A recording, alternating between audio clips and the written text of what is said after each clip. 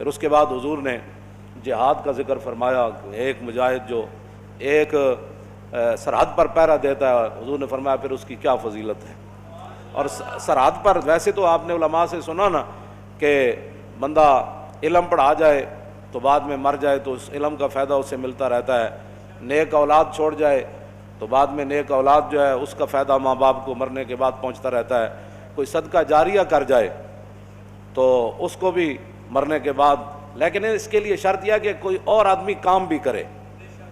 مثلا میں نے علم مولانا کو پڑھایا، آگے یہ پڑھائیں گے، پھر اگلا پڑھے گا، پھر اگلا، تو پھر مجھے ثواب ملے گا۔